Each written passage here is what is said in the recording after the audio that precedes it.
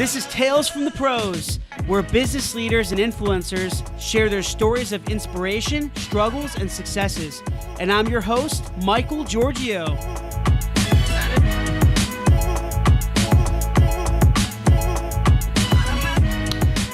Hey everyone, welcome to Tales from the Pros, and this is Michael Georgiou, your host and co-founder of Imagine Ovation. I have an awesome guest with me here today, and her name is Megan Ewoldsen. I hope I said that right. That's correct. Okay, perfect. So Megan is actually a dedicated mother of three. She's a successful entrepreneur and social celebrity, bringing fitness and nutrition plans to the palm of your hand with her amazing app, Strive with Megan. Megan, thank you so much for being here with me today. I really appreciate it. Yeah, thanks for having me. I'm excited. I know you're really busy, especially with the kids. Yeah, they're a lot. So Megan, just we've worked together. I've known you for almost 2 years now. Maybe has it been that long? Yeah. Like 2 years? Crazy, man. Oh my God. But so I know we've been working together, and our company's helped you with developing and enhancing your app, and I love your app. I know you're doing really, really well. So I'm super happy for you.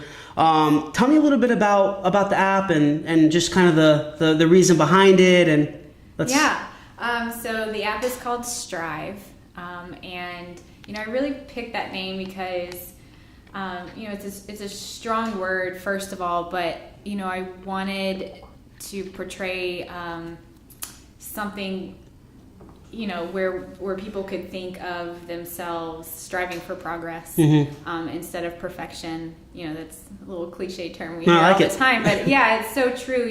People get so wrapped up in comparisons these days, and I just wanted a safe haven for, especially moms is really my big market. Women and moms. There's a couple guys in there, but where they could come and be in a really supportive community, learn proper fitness, proper nutrition, and not only is the nutrition amazing, we have some really incredible recipes in there, but it's geared toward family life. So, and that's a big struggle with people these days when they meal prep and they they try to make it work for them and their family. Well, I'm going to tell you something. My kids are not going to eat boiled chicken and broccoli every night. They're just not going to do it. So we, my nutrition team and I, which by the way, April and Brooke are incredible. We came up with these amazing, family-friendly meals that will get you results, clean eating, whole foods. And we just simplified everything. Like the workouts are 30 minutes long.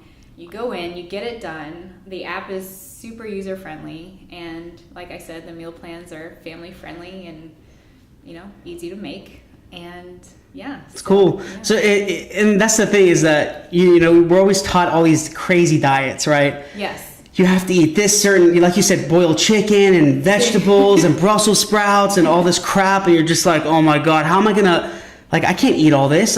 You know what I mean? When you actually taste it, you're like, because you can't, some of them are so strict, you can barely add salt or pepper. So the meal plans that you guys create, and I know that it's, it guides you through the app. It's in the app. They're more like realistic. It's more, it teaches you like this lifestyle. Isn't that right? Right. It's more of like a lifestyle instead of just forcing you to eat stuff that you don't like and that you're going to get results that. Yeah. That's such a key word there is teach, because that was a huge goal of mine. The workouts are there, the nutrition is there, the recipes are there, but I tell my I call them my strivers in my support group on Facebook, your community, the people that are using the app, take it and customize it. You don't have to eat the meals exactly to the T. I really want you to learn based off of what we have in the app and apply it to your life so that it fits you and so that you are just creating healthy habits for yourself. I agree there are a lot of fad diets out there. I try not to read too much up on them or get involved with them, because I think if you can't nail down whole foods, like clean eating, whole food nutrition, then you're probably not going to be able to, sustain a fad diet. I won't name any of them, but, yeah, there's a lot out there. Yeah, like, you know, clean eating, whole food nutrition, it gets you results. Yeah. Especially paired with fitness. So that's cool. Yeah. And I know a lot of, you know, obviously I've used your app. I love it. And the workouts, they're kind of short and sweet, right? Yes. They're not 2 hour long workouts, and a lot of it is not using heavy weights. So there's these circuits, and I used to actually do these circuits, and I love them. That, you know, some of them even last 15 minutes, 20 minutes, and they're just short, but they're so intense, yes. right? And you feel, and if you feel like you've been working intensely for 2 hours, but right. they're just so short, and like I said, short and sweet. And you feel, I mean, when I used to do them all the time, I just felt, along with a good diet, I felt so good. Right. You know, you're not overextending your body, and right. so I like that. You're kind of promoting that too. Yeah. These short, sweet circuits. They're high intensity interval training. And what's different about the Strive app is, you know, I did a lot of HIIT training for a long time, and I experienced my first knee injury. It happened after my third child, and I'm not so sure it was his fault, but anyways, yeah, I realized that I needed to tone it down. I mean, you know, I can't jump around like a crazy person for the rest of my life. It just, my knees and my hips couldn't take it anymore. So, you know, I designed the workouts to work out at that higher intensity but the lower impact, because I've met a lot of women that have the same issues, and you know, just a lot of people that needed a more gentle approach to a really hard workout, if that even makes sense. But it makes sense. Yeah. And you know, along the same lines of being a mom, like if I can't get my workout done over nap time or in 30 minutes, you know, between dropping the kids off at school and turning on Mickey Mouse in the morning, then you know, it's probably just not going to happen. So short and sweet, high intensity, low impact. Good balanced diet. Yeah, good balanced diet. You know, I incorporate a lot of strength in there too, but it's strength cardio, just mostly to get people the results they're looking for, that lean muscle, and, you know, weight loss. So. Nice. And I know, you know, I'm a huge fan of salsa and bachata. You know, I love dancing. And you're gonna put more workouts incorporating some salsa and Latin dancing, because you're half Puerto Rican, aren't you? I am. Yeah. I am. See? I actually, Latin dancing is a big passion of mine too. I would love to. I've been talking to my my nutrition team about this. I just kind of brainstorm with them on a lot of things. I've been taking ballroom dancing and really studying the Latin dance, you know, format. It's a great workout. Yeah, my first fitness class I ever taught was Zumba fitness, and you know, just learning all the other styles of Latin dancing. I would love to incorporate something into the app someday. Nice. Yeah. You did a few bachata stuff, a little bit stuff in some of that. It was mostly me just playing around during my rest periods, but there you go.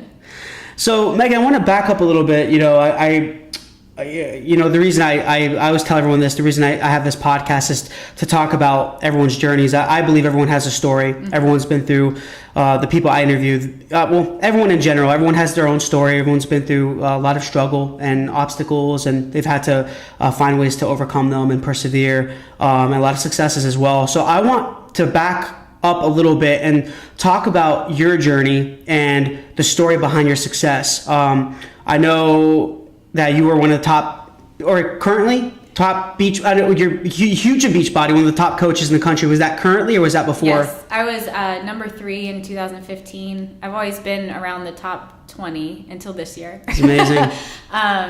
Number 11 last year, and yeah. And so your fitness journey started from there, right? Or was it before that? And that's kind of what I want to talk about. My fitness journey really started before that. I actually suffered from an eating disorder, anorexia, in my early 20s. And, you know, I was actually abusing fitness, you know, just doing tons and tons of cardio and really counting calories, and really just not eating any calories and doing it all wrong. You know, 20 years old, tried to have a little bit of a modeling career, and was comparing myself, and I was getting turned down, and I wasn't tall enough, so I thought I would make up the lost height. Welcome to my world. Yeah.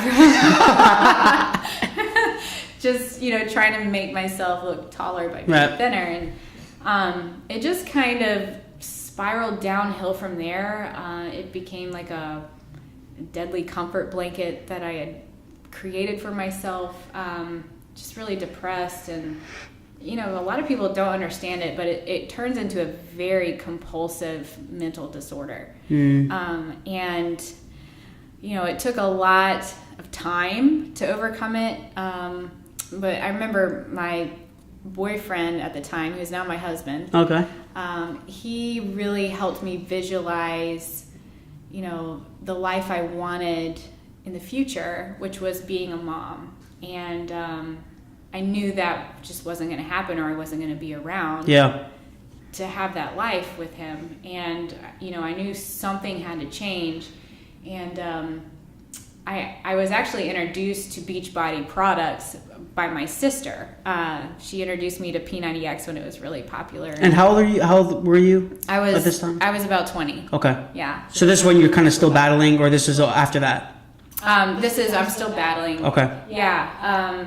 And I decided, I made a commitment to do this program. It was lifting weights. It was something I was really afraid of.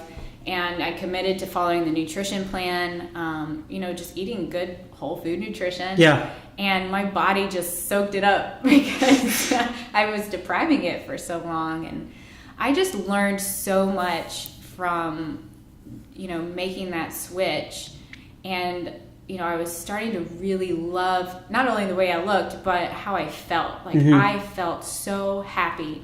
And the light bulb went off in my head, like, I feel amazing, and there are people out there who maybe had my same struggle or the opposite struggle. They can't lose the weight, they're unhappy with themselves, and I need to help them. Like, I need to find a way to help those people, because I need to pay this forward. Yeah. And so I started teaching group fitness classes.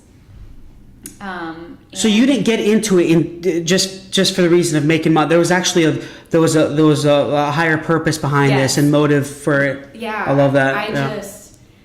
It was such a strong, passionate feeling for the way I felt, and I just wanted to spread that love. I was like, I need to shout this from the rooftops. I need to get in the gym and teach people how to do this. So that's what I did. I taught group fitness classes, and time went on, and I started to have kids, and I found myself, my husband and I moved across the country in 2013, and I felt like I had to start all over. I didn't have any friends. I had to move away from where I was teaching. I couldn't find any group fitness jobs that would go with my schedule of having a toddler and a newborn. Like, I wasn't getting up at 5 a.m. So it kind of met your schedule. Yeah. And the Beachbody is it more for? I mean, it's more for homebodies, right? Yeah. It's people who are at home. I guess it works for mothers. Yeah, it's a network marketing business. Yeah. And it's actually something I turned down for 2 years. And if that's any indication of anybody out there struggling to get somebody from their dream team on board, don't give up on them. So when we moved, I found myself there at home, and just really wanting to pay it forward. I had to start all over, like I said, and I expressed my frustration online one day, like in a Facebook status, saying something like, I'm so frustrated. I can't find any group fitness classes to teach, and it's so hard to move away, like something really negative that I would never post now. But somebody saw that and reached out to me and said, hey, have you heard of the coaching opportunity, the Beachbody coaching opportunity? And I thought, network marketing, that's like totally the opposite of, I don't want to do sales. I want to help people like get fit and eat right. And but once she explained that I could customize that opportunity to fit my brand, I was kind of like, okay, you know, I see where you're going here. So it's kind of has like this entrepreneurial element, because you know, with network marketing, it's a big word, yes, right? There's a lot of I mean, to be real with you, you know that there's a lot of scams out there, and all these like just the way they monetize it, and they kind of use these other people to, you know, the people below them to make the top people money and things like that. But from what you told me about Beachbody, it's more of like a humble organization. It's very different. It's a community, mm-hmm. And it felt really good to be a part of it, because, you know, even though I was itching to help other people, I also needed a little help. Right. You know, I was at home alone a lot with my kids, and I love them to death, but you can only say your ABCs so many times. You know, I just needed some adult interaction, and so, you know, I ran this business online, and I was helping people get results with Beachbody products. You know, it wasn't exactly my own fitness creation, you know, but it was that same feeling that I got from being in my group fitness classes, you know, helping these people with the Beachbody products. And I was already an advocate of the products. I had used Peanutty X, and then Insanity, yep, to lose the baby weight. Mm-hmm. So it just kind of came naturally for me when I was talking about it with people and how it could help them. And so, you know, it really started from there. And being in a network marketing business, and this is what I think a lot of people don't realize, because, you know, they get a bad taste in their mouth sometimes from network marketing. It taught me so much about business. Yeah. I could not even, I mean, just communication and, you know, speaking to people and really, you know, selling your product and social media, like the whole shebang. I mean, I couldn't even really look at someone in the eye to have a conversation with them when I started. Yeah. And now, you know, I've done some incredible things that I can't even believe. You know, I never saw myself doing some of the things I've done. Seems like it got you in the door. It kind of created this platform for you. Yes. And then we could talk about Strive in a second, but it kind of created, it gave you this entry point for you to start doing your own thing. And it doesn't mean that you had to stop Beachbody, right? It means you can kind of do other things, but it gave you essentially more confidence. Totally. Right. And it seems like some of these more credible network marketing organizations, companies, they tend to do that, but you just got to be careful about which one you sign up for. And and it's definitely something you have to be passionate about. I was super passionate, not just about the product, but I was helping a lot of people, and because I focused on helping people, my Beachbody business took off. The first year, I became in the, you know, top 13.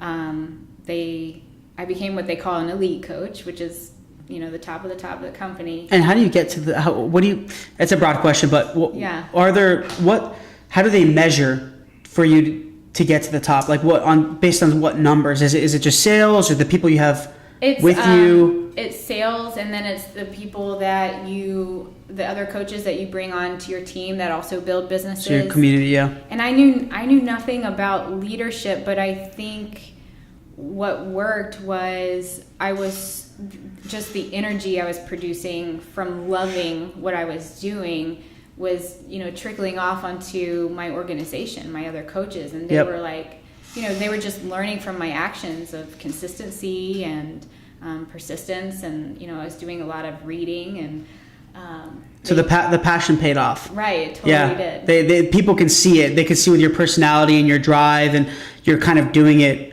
and we talk a lot about motives and intent, all that stuff, but it seems like you were doing it for the right reasons. You know, some people, I'm sure you know, they kind of just do it for money, or like a side hustle type thing. That'll never work. Right, but for you really loved it. That's cool. Everything fell into place so suddenly, like, you know, and I just focused on helping people, and it just took off.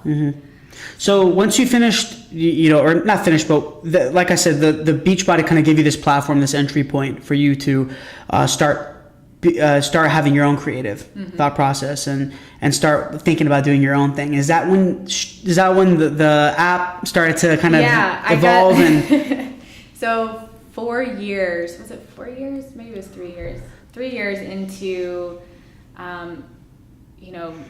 building this network marketing business. I had hit the $1 million club with Beachbody. Wow. Top 3 in the company. Like, crazy. It's awesome. I just, like, all those recognition and rewards were great, but I found myself wanting more and maybe losing the joy a little bit, because I needed to get back to doing what I absolutely loved.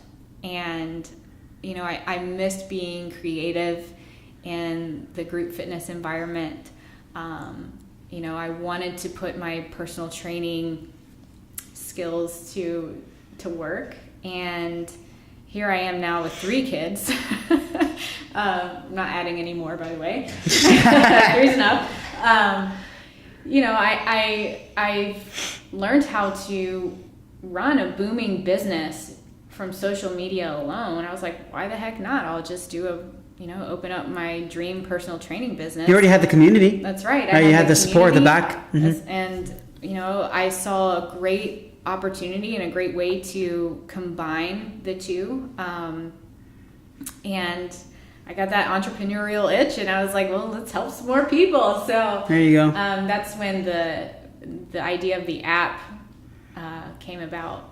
And here we are. Awesome. and I know, with all that being said, your journey from, I would say, let's just start, 20 years old up until now.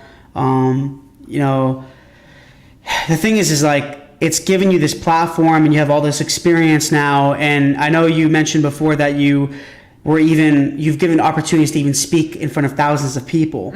And I saw, and there was a post I saw on Facebook about you speaking to over 8,000 people. Yeah. That's insane. I mean, that's like a keynote speech. That's crazy. I mean, were you nervous or? I was terrified.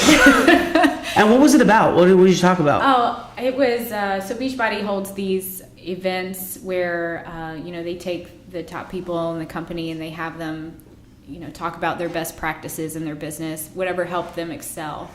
And so it was a teaching moment for me, which is great, because if they would have asked me to do a motivational speech, I just probably, would have hid under a table. See, that's my area. That's what I want to do. That's okay. Kind of my thing. I'll call you when they ask. I'll have you do that. But yeah, I was really scared because, I can imagine. Doing that made me reflect on the whole journey of, where I started. Yeah. Where I was a mom who went to art school to avoid public speaking and those kind of things. And I couldn't even really hold a conversation looking anyone in the eye. And here I was about to stand up on stage and present in front of 8,000 people. And it just... I would be nervous. Yeah, it made me realize how much I'd learned, from the whole journey with Beachbody. And and were you with somebody else up on stage or? I was. Were you? Okay. Well, that helps a little bit. Yeah. You can kind of work with each other a little bit. Yeah. Everyone's not just looking at you. She reminded me to click the next slide. So. And the slides, and tell me how those work. I don't want to jump off topic, but when you have those big speeches, these big the keynote presentations, I see that there's usually like a so when you're looking from the audience, right, you're kind of looking down or even straight, you're far away from the presenter. You don't see that they have there's like a screen on the floor kind of thing. Yeah, it's like a screen in a box, so nobody sees it. and that's where you put your presentation, just to make sure you stay on topic, things like that, right? Yeah. Okay. Yeah. Cool. So no, it's not all up in my mom brain that my head doesn't hold much anymore. Well, just think of it like this: you spoke in front of 8,000 people, and there was 2 or 3 times you spoke in front of like 2,000 or 3,000 people. So it's been a few times. A couple times. So the next one could be like 15,000, 20,000 people. Maybe. That's pretty cool. Maybe we'll see what happens. Yeah. You never know. That's awesome. So, I mean, Megan, I know you're mother of 3, you're married, you got so much going on. I can't imagine how difficult it is for you running this type of business. And I think a lot of, people in your community, especially a lot of women and women who are pregnant and just mothers in general, I think they can really learn from you. And I think I follow you as well. It seems like you're so supportive in that community, and they kind of look at you as this role model. I mean, I see a lot of the comments. It's crazy. They're really like, you're a support figure for them. You know what I mean? So, I like I said, I know maintaining an app is tough. It's technology, it's evolving. There's a lot going on. You know that. So how do you kind of deal with all that's going on? What do you do, and what's your daily routine? Like, what do you do to ensure that you're stable, that you can handle it? Because I know it gets stressful. I know for me running a company, it's hard. Yeah, I know it's tough. It's so hard. But I don't have kids, so it's a little different. I've learned to prioritize like a mad woman. And now that's totally different from being organized, because my house is a disaster. So where my priorities stand. The dishes definitely come last. But, prioritizing. And one of the best pieces of advice I've ever received, and this is so elementary and like, duh, but it's to write everything down. Everything that comes to your mind, your to-do list. Everything you have to get done for that day. So not just your goals and tasks. No, every week I set up my whole week writing down exactly what I need to do at exactly the time during that day, so that I stay on track and I'm accountable to that schedule. Yeah. And it feels really good to check that off. You ever check things I have, yeah. Like, I kind of put my tasks in the morning, but I don't write everything down in a notebook. I need to try that though. I so you probably have a big notebook of just words all over. Yeah, I just get a planner, and my day starts at 5 a.m. I do my workout, I come back, I check it off. 5 a.m. 5 a.m. And that's another thing is, just staying on that schedule. And but sometimes I do find myself having to work within what I call the mom cracks, the mom cracks of the day. The mom cracks of the day. Because when you have a schedule and for some reason your 2.5-year-old decides to wake up at 6 o'clock or 5:30, then guess what? Your schedule gets a little thrown off. But, you improvise, you take out the coloring books, you take out the snacks, you set them up in front of Mickey Mouse for the last 25 minutes of your workout, and you get it done. And they're quiet for a few hours. Well, I wouldn't say they're quiet, but you just do it. Yeah. It's frustrating, and there's some days where, with my fitness and my businesses, where I didn't do it perfectly. It wasn't exactly the way I wanted it to happen, but at least I did something. You know what I mean? Mm-hmm. Like, at least something got done because I made the effort and I didn't just throw my hands in the air and say, I can't do this. I just take it for what it is and take it one day at a time and work within those mom cracks. Write everything down. So having a schedule is really important. Yeah. Obviously, I think a lot of mothers know this. They wake up super early, mm-hmm. So I think it is important to have that schedule. It is. You probably, I would definitely be. I wouldn't say I would be shocked. I think it's pretty common for a lot of people to not really have a schedule like you think. Mm-hmm. It depends on the person, but from the women that I know, the mothers, a lot of them, they just kind of do things. They don't really have a planned schedule. Right. The ones that have a planned schedule are the ones that are a little more business oriented, mm-hmm. Because it gives them that discipline type deal, Yeah, you have to be disciplined, and I think that's something I've learned through fitness too. Just waking up early and making that time for myself early in the morning. They say people work out early in the morning are more productive throughout their day. Do you think that's true? And I do think it's true, because you're getting a big dose of it first thing in the morning. And so you're kind of on a roll and you're like, oh, I got to keep this up. This feels really good, I'm completely opposite. I work out at night. I would run 5 to 7 miles at 12 o'clock at night. Yeah. I'm like a bat. Like I mean, people are like, do you sleep upside down? And well, hey, if it works for you, don't change it. But I think, having kids thrown in the mix, probably more so that population, it's different. It's different because, who knows what could happen throughout the day, mm-hmm. Yeah. So that's cool. Yeah. So I know you have a huge dedicated following and support group, and it seems like a lot of them are women. Is that true? Women and mothers, and even single women. And what's really the age group? Is it more 21 plus, or do you get a lot of teenagers too and younger girls, or is it more kind of the mothers? You really attracts like. I have most of the women in my Strive support group, really on my social media pages, are about mid-20s to 40s. Moms, lots and lots of moms, or just women that are looking for support, like a really supportive community.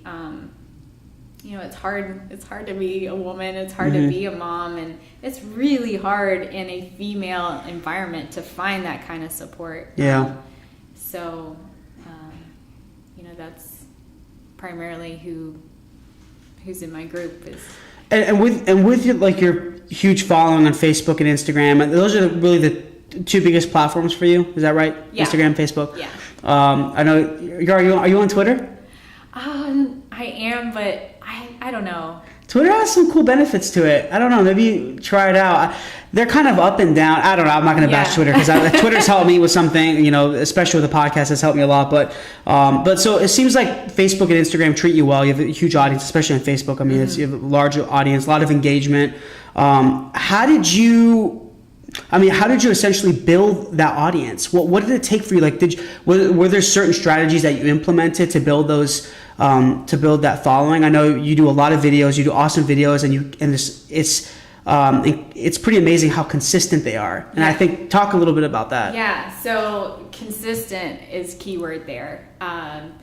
Social media. I know a lot of people. I get that question a lot. How did you do that? How do you have so many followers? And honestly, it is trial and error. And a whole lot of consistency. Like you just have I post a lot. Lots of content. 2 to 3 times a day, every day. Wow. And I do that because you're going to reach different people at different times. Like, a lot of people I mentor in growing a business say, well, I'm going to be repetitive. I'm going to look salesy. I can't do that. And I'm like, no, you're not. Because first of all, you're going to post content that people can relate to. You're not just be asking for money all the time and having these funnels. Secondly, I think a lot of people miss the idea that people are on social media to be social. So it's really not out of the blue for someone to post something. Especially cool content that relates to them, right? Stories and... Right. Yeah. I really learned a lot from Gary Vaynerchuk. He's been a really big influence. One of my mentors too. Yeah, he's amazing. His Jab, Jab, Jab, Right Hook book I read in 2014, and it just changed everything for me. It really validated what I was doing right and, explained why what I was doing wrong wasn't working.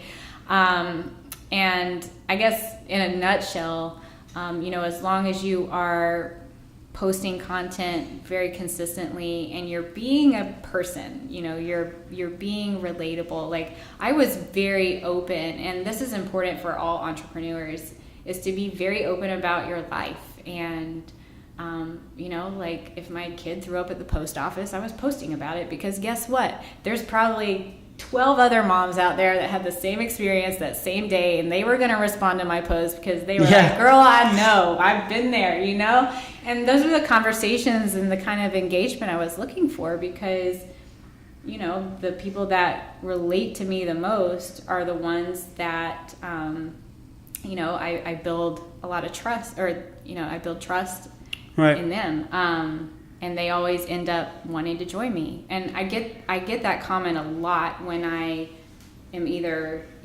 bringing somebody into Beachbody to get them started or into Strive to get them started. They say, Megan, I feel like I know you already. And I'm just like, bingo, that's exactly what I'm going for. That's cool. And honestly, like, I just have such a good time with it. I think people overthink social media too much. They try to make it too complicated. Even with the videos, right? It's too much. Right. Keeping it simple. And actually, my first viral video was I was sliding around on paper plates.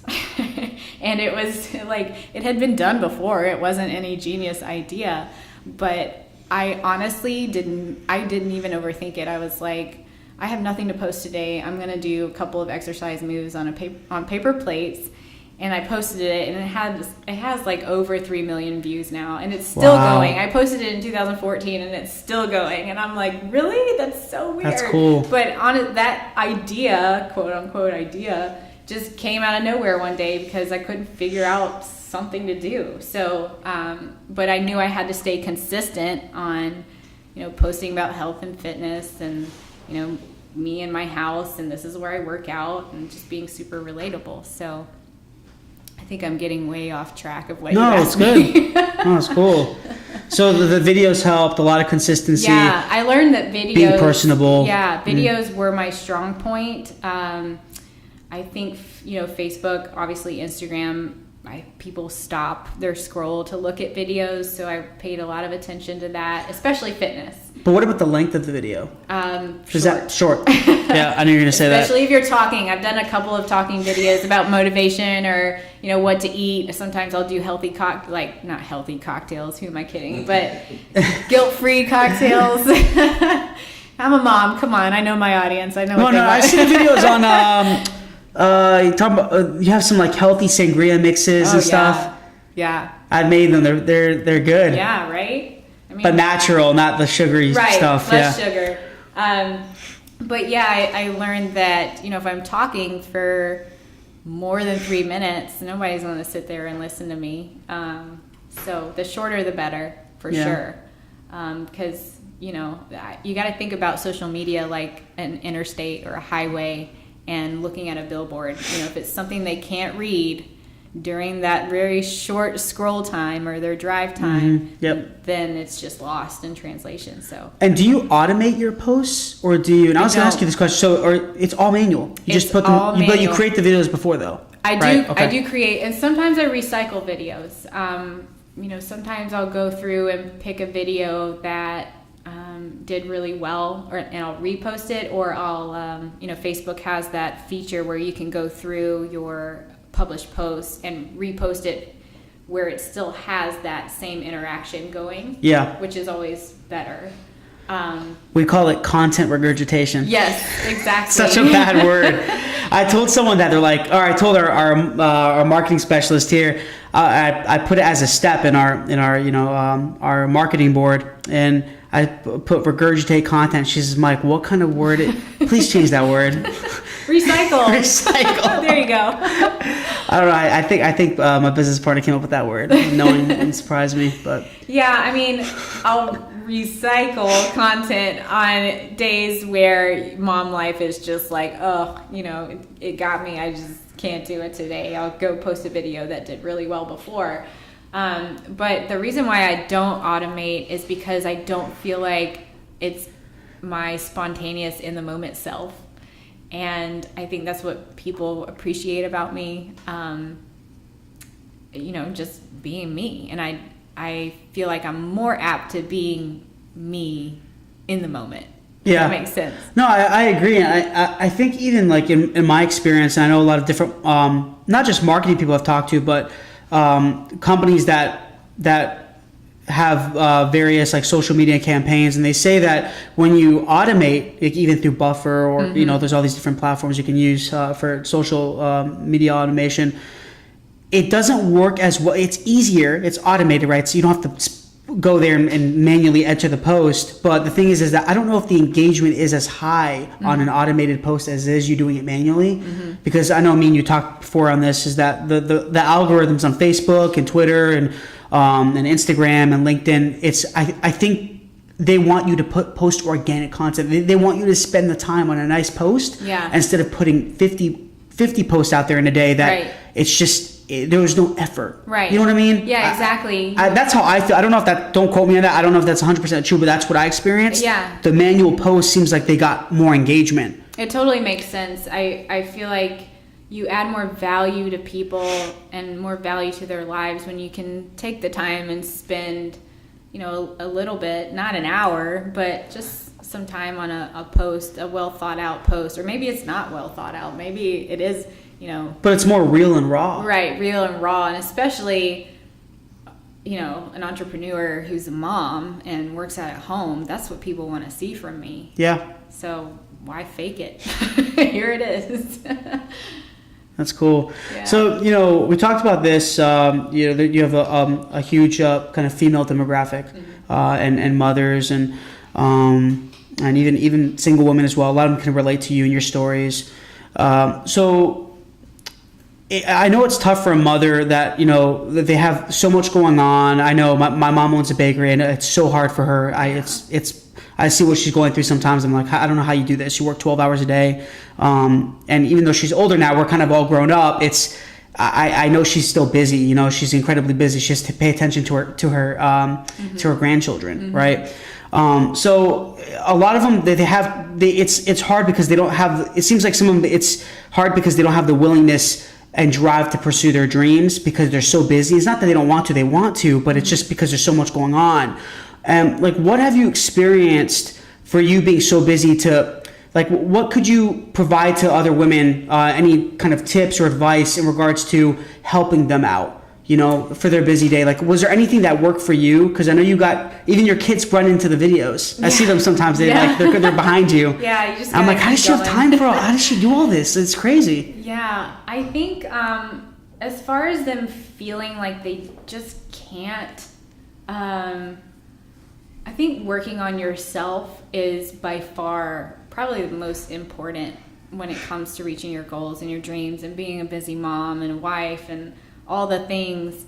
Like I said before, I've learned a lot from fitness and realizing that, I don't have to be the smartest or the best, but I can push myself and I can do my best, and I can see that my consistent effort over time in my fitness adds up, and that's what's important. Strive for progress, not perfection. Strive for progress. There you go. See a theme here. I got it. But no, just getting up early and working out and being in that moment with myself gives me time to focus and gives me time to realize that I'm doing something good for my body, but it's challenging and it's hard, but I'm still doing it. I'm still pushing through. I'm still doing that last rep, even though it hurts or I feel like I can't go anymore. I mean, I take all of that and I apply it to every area of my life, including, being a mom and a wife, all my relationships, and then also my businesses. And it just has taught me that I can do hard things, no matter what. No matter what obstacles are thrown my way. And not comparing. I know you mentioned before, not comparing to others. Right. I mean, trust me, I even for me, sometimes I see all these really successful people in our, even competitors of mine or whatever, and sometimes you envy them. You're like, man, how did they do that, or what did they do to get there? But when I keep thinking that, and it's good to have that ambition, it's good to kind of look at them and say, man, they might be doing something better than me. Let me learn from that. There's nothing wrong with that. Yeah. But I think me saying like, oh, why are they this? Or you don't want to be envious of people or compare, because I'm different than them. And this is where, this podcast comes into play, because everyone has a story. Right. So I don't want people to think that they need to compare themselves. Everyone, you have your own skill. You have your own knowledge. You do things your own way, and that makes you unique. Yeah. You really have to find that and run with that. As being a fitness entrepreneur, I find that comparison game going on a lot, especially on Instagram, and I look at other fitness entrepreneurs that are far more successful than I am. They have way more followers, they have better abs or whatever, and I look at that and I feel sad for a moment, and then I'm like, you know what, that person is not me. There are things in my life that other people are going to appreciate, and that's what I need to focus on, and just keep my head down and stay focused on what makes me unique and what people are going to like about my workouts and my brand, and just focus on yourself. That's right. You're unique in your own way. That's right. And people can see that, and that's probably that also does help your reach and your Right. engagement. And with that being, and it's not about, when I say reach and engagement, like I said, it's not, I don't believe it's about how many followers you have or likes. No. I mean, you could have 10 million followers, but maybe a lot of them, they just might like the page, but they're not engaged with you, you know. But if you even have like 10,000 followers, but 8,000 of them, 9,000 of them are actually, they're listening to you, you're making a difference in those 8,000 or 9,000 people's lives. Right. That's how I see it. It's kind of like the totally quality right. of the following Right. instead of the quantity, the amount. So I think Right. people can really learn from that. Yeah, We got to get away from that. Our social, the media pushes all that on us, you know? Yeah, and that's totally true. You know, I have the biggest following on Facebook. It's over 212,000 now. But where I feel like I'm crushing it, can I say that about myself? Yes. And Gary Vee has the book, Crushing It. Yeah, I need to get that. Crushing It. I think it's called Crushing It. Yeah. Is Instagram stories. Yeah. Because again, you know, there I can be myself. There is where everybody sees my kids running around, you know, naked in the background or whatever they can relate to. And they can see, oh, you know, Megan isn't posing for a picture, you know, all the time. She does wake up looking like a hot mess in the morning, and so do I, and I can relate to this girl, you know. And I don't have as many followers on Instagram as I do on Facebook. So, But you said that's growing pretty quickly. Yeah, it's growing. I think because of the stories, the Instagram stories have been really great for business. Yeah. There's just so much you can do with it. I mean, you can link your stories now, and I link my, you know, if I make an announcement about the app, I'll link it out to my website where they can download the app. It's just really, what's that called? Intuitive, user-friendly. Yeah. In that way. And they have, I mean, they do allow videos now. No, before they didn't really allow videos. It's more photos, but now they allow videos. It's like a 1 minute video. Yes. Yeah. Is it? No, it's 15 seconds. Oh, on the it's pretty, stories. Okay. Yeah, on Instagram you can post videos. Right. But on the Instagram Stories. yeah, you can do video, photo. But it's been fun too. It's just kind of fun to go about your day, and people get to see a day in the life of, you know, stories. And So I can imagine, you know, a lot of people are probably asking you for tips on fitness. So we'll jump to fitness a little bit here. So, you know, you're a fitness expert. You've been doing this a long time. You have this successful app. You've successful Beachbody career. And what tips would you really give to people to be healthier and happier? You know, I know it's a lot about diet and exercise, but are there any, I want to say secrets? I mean, there's a lot of people out there that claim they have the secret to, you know, a cut and rip body and all this stuff. And you're like, man, none of this works for me. I've been doing it. I have like a 1-pack and I've been eating really, really good. So what I think is the number one secret sauce is your accountability. If you don't have a community and a supportive environment where people are lifting you up and they're cheering you on, and people are, you know, I'm checking in with my strivers and I make sure that they are staying on their nutrition plan because I know how important that is when it comes to see results. I really believe that's something you can't really get from a gym even these days. And I think it's so cool that social media can take that role now in the fitness world. And I'm really trying to expand on that as building up the community so people feel empowered and stay on top of their goals. Because, you know, when so-and-so posts in the Strive group, you know, pictures of their meals throughout the day, it even triggers something in me that says, oh my gosh, like that looks amazing. I need to make that. You know? Yeah. She's doing it, I'm gonna do it too. So, you know, just seeing that activity from people really motivates you to keep going and do better because you're pushing each other. It makes sense. I mean, it's like it's kind of like an open collaborative environment, right? You know, for you being in business, you know that if you're just doing things by yourself, I mean, sometimes, don't get me wrong, sometimes I love just working by myself because I can be my own element, but then I need that time to collaborate and bounce ideas. And it's probably the same thing with working out, because I don't know it all. Yeah. I will never know it all, right? And it's always someone, my coworker or my friend or family member or whoever might know more than me, so I can be like, man, I think I was doing it wrong. Let me look at what he's, and and then you can find a process that works for you. Is that kind of how it kind of works? Yeah. And what's really cool is I've started to see people team up, and somebody will work out, and then she'll tag her friend in the group and say, hey, just checking in with you, wanted to see if you've gotten your workout done today. And then you'll see an hour later she'll post a photo and she said, yep, got it in. Thanks for the tag. So that's really a cool dynamic happening there. That is cool. And I think that's the piece a lot of people miss in a gym or just working out by themselves. And you also have people to celebrate with, like when you lose 10 pounds or when you do stay on top of your nutrition all week. You're not just throwing yourself a party. You get to post it in the group, and everyone's like, that's amazing, congratulations. And that's a good feeling. And just helping people feel good was a big reason why I got into all this in the first place. So and it seems like stress is a big factor on weight gain. Is that right?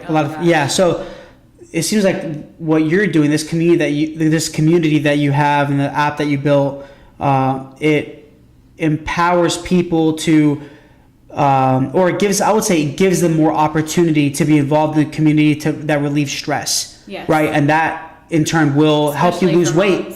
Right? Because when you stress out, you eat more, right. Or actually even sometimes you don't eat at all, and then you gain fat that way too. Yes, yeah. Right? So there's a lot of just the mental aspect of it is huge. Yeah, it's so huge. And that's another reason why I like to, stay away from the fad diets or starvation diets or paleo or this. I actually like paleo just because that's how I like to eat. But I'm going to have a glass of wine. I'm sorry. Like, I'm a mom and I need that. But here's the correct amount to have, not the whole bottle. Portion control. Yes, exactly. Just teaching that and how to live sustainably reduces the stress. And it keeps people happier, and they may not lose a bunch of weight all at once in that first week, but they're going to lose it over time, and they're going to keep it off, and in return they're going to be much, much happier. Yeah. Awesome. That goes really into the whole purpose of the Strive app, right? That's the reason why you're doing it. And I know the app has a lot of really cool features. It's got fitness challenges, daily workouts, healthy meal plans, and really a lot more than that. I know we have Spotify integration, iTunes integration. What all I these, wanted to point out is, because this was a huge, and it took a while to get it right with the app, but the meal planning, when the user signs up for the app, it calculates their meal plan for them based off of what their stats are and what their goal is. So, that work is done for them. That's what most people pay, nutritionists and personal trainers to do for them.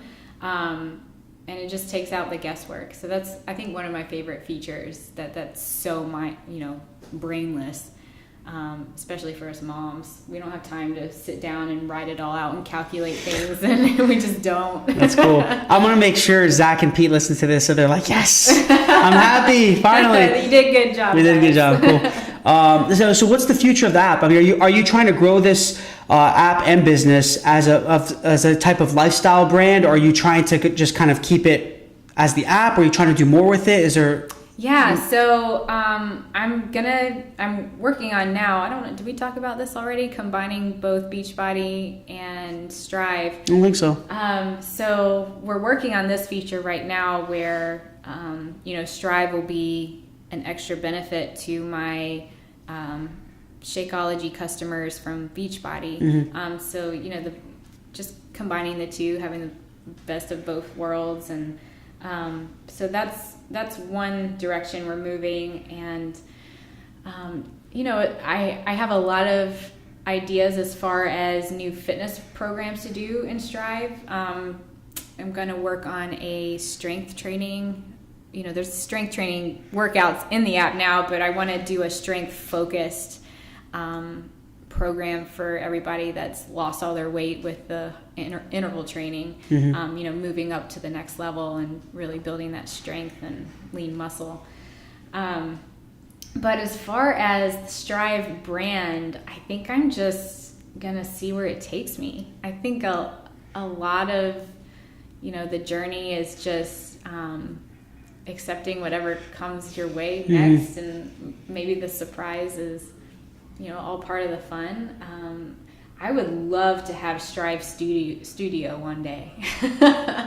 I remember you telling me that, actually. I think you brought that up to me, when we first started working together. You did bring up that you are down the road, you're thinking about having kind of your own studio, but you don't want it typical to like some of these other workout studios or dance studios. You want it to make it a little bit different. Right. I would love to, keep the significance and importance of the app into the studio somehow. But I don't know. So many ideas. Something to think about. There you go. My wheels are spinning, and I'd love to, have a website, like where the workouts are, like a web app. Right. Yeah. Where they can access it from the cool. From the website. Yeah. All sounds good. Good. So I was, to close things out, I always ask these last 3 questions. So I call them the 3 hows. Okay. So how do you define failure? How do you define entrepreneurship? And how do you define success? Oh, okay. I ask this to everybody at the end of each episode, and everyone, and you'd be surprised, there's a lot of different answers. It's cool. I think they're key questions. I'm going to combine failure and entrepreneurship together. Okay. Is that okay? Because you can't have one without the other. And what I mean by that is you're going to fail a lot to be an entrepreneur. But, it's failing forward. And I think that's what is the culprit for keeping people from reaching their dreams and staying on that course, is they get so tired of failing and fall forward. Right. Mm-hmm. You just have to take that as a learning experience. And I mean, going back to social media, I did not have a successful social media page overnight. Like, that was a lot of trial and error. Yeah. Talking to my first customers and making my first sale, it did not happen the first time. Like, that was something. It's a grind. I mean, it's hard. I remember writing down, I would listen to our CEO at Beachbody speak, and I would write down everything he said, because he just speaks so great. And I'm like, wow, I want to talk like him. So I write down everything, and I would take little snippets of what he would say and put it in my own, add Megan flair to it. And I would do that over and over again until I got better at talking to people, explaining what I had to offer in my own way, using these little snippets. So, it's a lot of failing, it's a lot of learning, it's a lot of going back and tweaking and trying again, and just staying super consistent. And I would say defining success is, again, not focusing on the money, because if you can focus on the people, the rest falls into place. And that feeling you get of helping somebody lose weight, of helping somebody start a successful coaching business, that feels successful. And because you have that energy being created off of that feeling, it just kind of moves you forward. Yeah. And you just really get wrapped up in your passions and love what you do, and you'll find success. So doing it all for the right reasons. That's right. Pays off. Yeah. I that's like one of the big, if you ask a lot of my friends, they're going to say, Mike always talks about motives. I love it. If you, I feel like if you do things for the right reasons, nothing can stop you. That's what I truly believe. Yeah. I've always believed that. That's how I feel. That's how I feel. Yeah, exactly. That's how I feel. You just have to shut everything out that's telling you you're not good enough or smart enough, and you just have to really hold on to that. Like, I believe in this. Like, I believe I'm doing the right things, and I believe I can help all these people, and you just fail forward. Keep going. Perfect. Love it. So where can everyone find you? Oh, okay. You can find me on Facebook. My handle is Megan Ewoldsen, and it's MEGANEWOLDSEN. I know, it's complicated. But, and then Instagram is the same handle, and then I have my website that links to everything, and that's meganewoldsen.com, MEGANEWOLDSEN.com. And the app is on the Apple Store and Google Play? That's right. The app is for iOS and Android. And then make sure, if you download the app, you come join me in my Strive with Megan support group, because, you know, I pop in there too. I help people with their form, and I mean, it's like my dream personal training business. You're really interactive. Yeah, I get to help everyone. It's really fun. We have a lot of fun in there, so. Awesome. Well, Megan, I really appreciate it. Thank you so much for being here and making the drive to come and meet with me and talk with me. And this is awesome. Yeah, I think a lot of people can learn from this. I really appreciate it. Cool. So thank you, everyone, for listening. This is Michael Georgiou, your host on Tales from the Pros. And until next time, thank you. Hey, guys. Thanks a lot for watching Tales from the Pros. Please subscribe to our YouTube page and also follow our social media. There are links somewhere around here. But we really appreciate it, guys. Thanks for all the support. And I'm going to be giving you awesome content continuously. And we look forward to seeing you soon.